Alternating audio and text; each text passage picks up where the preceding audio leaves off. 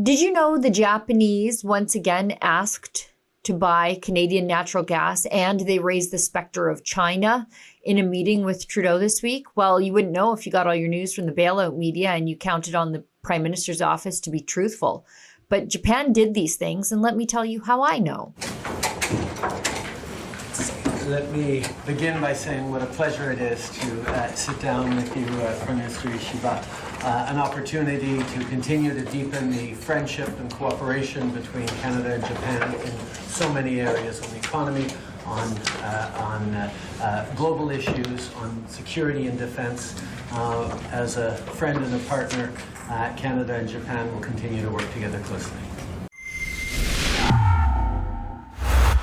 A glaring inconsistency popped up when I was comparing the Japanese and Canadian summaries of a high-level meeting between Prime Minister Justin Trudeau and Japanese Prime Minister Shigeru Ishiba, which took place just this week, November 18th, 2024.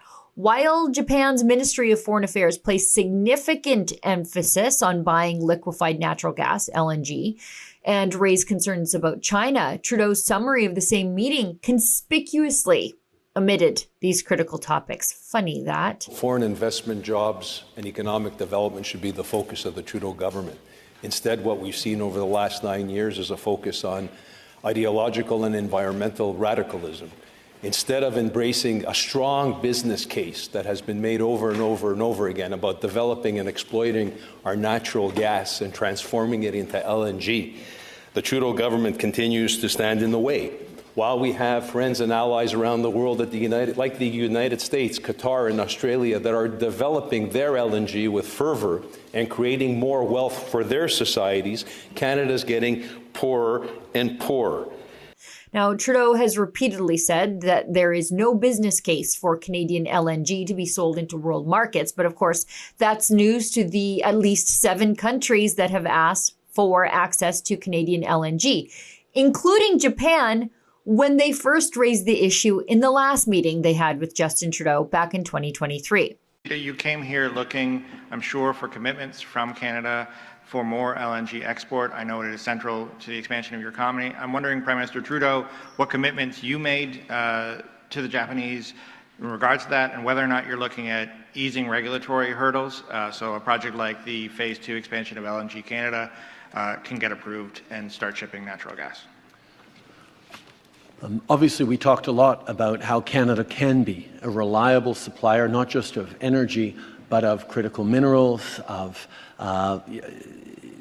commodities and resources, including agricultural resources, that the world is going to need as we move towards a net zero economy around the world.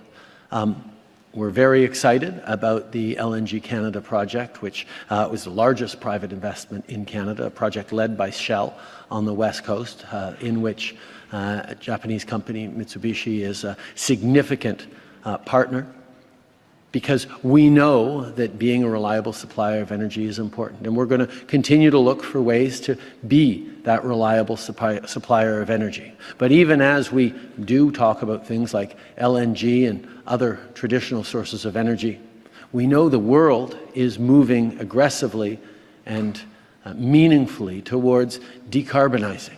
You know, the Prime Minister's office lies here are just so shameless and so right out in the open if you bother to look for them, and I did. Here are the meeting summaries from this week, one from the Japanese and one from Canada. I guess if we want the truth about Justin Trudeau, we need to go to a foreign government for transparency, because we certainly aren't going to get it out of him. Now, according to the meeting notes, Japan still wants LNG from Canada, but Trudeau is pretending like they aren't even asking anymore in the mainstream media, while they aren't going to bother comparing stories. I will. Let's go through the readouts together. Japan's focus, of course, LNG and China. Japan's official meeting notes begin by stating that Prime Minister Ishiba highlighted Japan's urgent need for reliable LNG supplies, specifically from Canada. And as a resource-scarce nation, Japan has been seeking stable energy partnerships amid increasing geopolitical and energy market instability. Canadian LNG was clearly a high priority for Japan in the meeting, with Ishiba pleading with Trudeau to strengthen cooperation in this area. The Japanese summary also underscored concerns over China's aggressive behavior in the Indo-Pacific.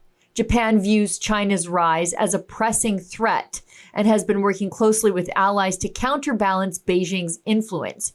According to the Japanese, this discussion took center stage in Japan's account of the meeting. Now, Trudeau's version. Energy and geopolitics, specifically with regard to China, ignored. They didn't happen. In stark contrast, Trudeau's official summary made no mention of LNG or China whatsoever. Instead, it vaguely referred to discussions about the Indo-Pacific strategy, regional stability, and environmental cooperation. The omission of these critical topics from the Canadian summary is bizarre given their prominence in Japan's account, but you know what? It's very, very on brand for a liar like Trudeau.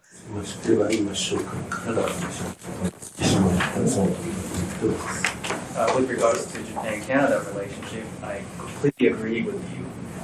来年はG7 サミットであります。成功いたしますように私どもとしてできる限りの協力をしてまいります。